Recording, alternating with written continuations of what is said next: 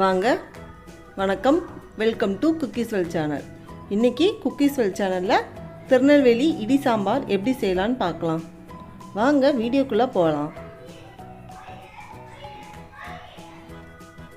நான் வடை சட்டி எடுத்துக்கிறேங்க. எண்ணெய் எதுவும் ஊற்ற வேண்டாம்.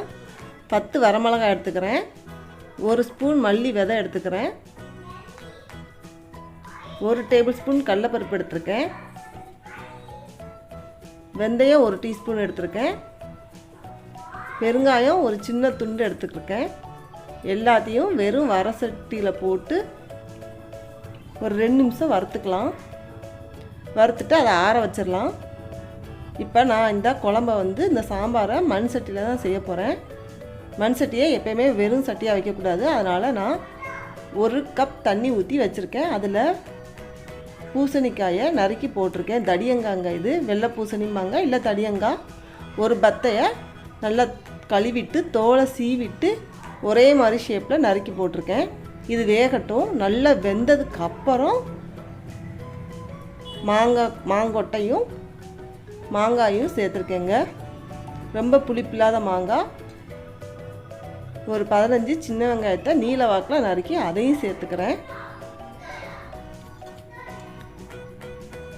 சேர்த்துட்டு இதெல்லாம் வேகிற அளவுக்கு கொஞ்சம் தண்ணி ஊற்றிக்கலாம். மூழ்கிற அளவுக்கு.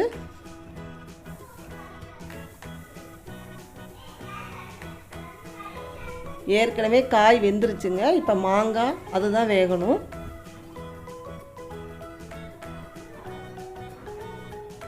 நான் ஒரு லெமன் சைஸ் புளியை ஊற வச்சு அந்த தண்ணியை எடுத்துருக்கேங்க. அதை சேர்த்துக்கிறேன்.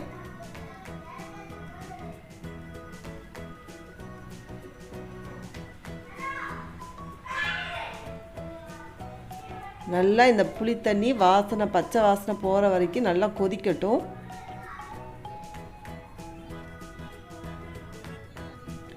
இதில் 1/2 டீஸ்பூன் மஞ்சள்தூள் சேர்த்துக்கிறேன்.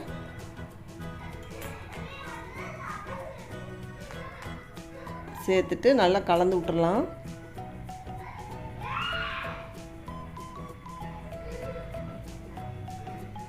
நல்லா பச்சை ஸ்மெல் போயிடுச்சு, புளி தண்ணியோட பச்சை ஸ்மெல். இப்போ நம்ம அரைச்சி வச்சுருக்கிற அந்த பொடியை சேர்த்துக்கலாம்.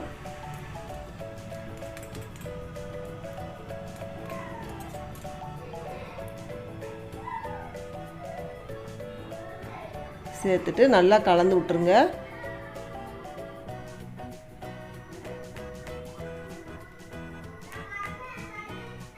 இப்போ இந்த சாம்பாருக்கு தேவையான கல்லுப்பு சேர்த்துக்கிறேன்.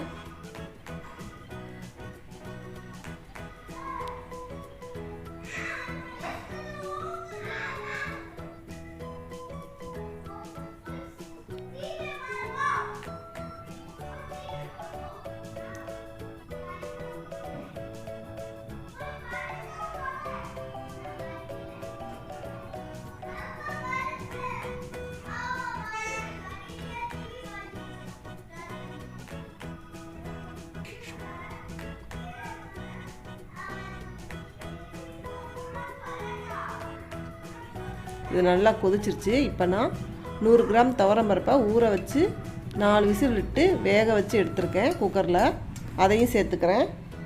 இப்போ அதுவும் நல்லா கொதிச்சிருச்சு.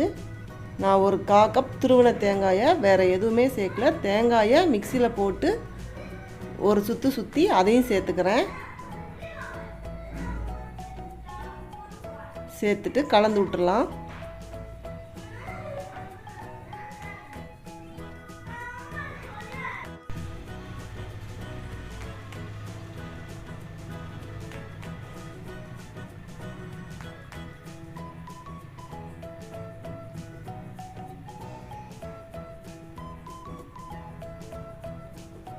தேங்காய் சேர்த்ததுக்கப்புறம் ரொம்ப நேரம் கொதிக்க வேண்டாங்க. இப்போ நான் ஃப்ரெஷ்ஷாக கழுவின கருவேப்பிலையும் கொத்தமல்லி இலையும் சேர்த்துக்கிறேன்.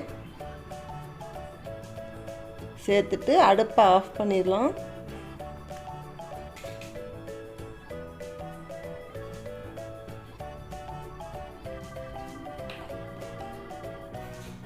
இடி சாம்பாருக்கு நான் நல்லெண்ணெய் ஊற்றி தாளிக்க போகிறேங்க. 1 டேபிள் ஸ்பூன் எண்ணெய் எடுத்துக்கிறேன். 1 டீஸ்பூன் கடுகு, 1 டீஸ்பூன் உளுந்தம்பருப்பு, 3 வரமிளகாய், இது எல்லாத்தையும் சேர்த்துக்கிறேன். நம்ம ஏற்கனவே வறுத்து அரைச்சதில் பெருங்காயம் சேர்த்ததுனால நான் பெருங்காயம் இதில் சேர்க்கலை. அதை இப்போ சாம்பாரில் கொட்டிக்கலாம். இப்போ சாம்பார் ரெடி ஆயிடுச்சுங்க. கண்டிப்பாக இந்த ரெசிபியை ட்ரை பண்ணி பாருங்கள், உங்களுக்கு பிடிக்கும். இந்த வீடியோ பிடிச்சிருந்தா லைக் பண்ணுங்கள், ஷேர் பண்ணுங்கள், குக்கீஸ் வேர்ல்ட் சேனலுக்கு சப்ஸ்கிரைப் பண்ணுங்கள், மறக்காமல் பெல் ஐக்கானை கிளிக் பண்ணுங்கள். அப்போ தான் நான் போகிற வீடியோஸ் உங்களுக்கு உடனே அப்டேட் ஆகும். தேங்க்யூ. தேங்க்ஸ் ஃபார் வாட்சிங்.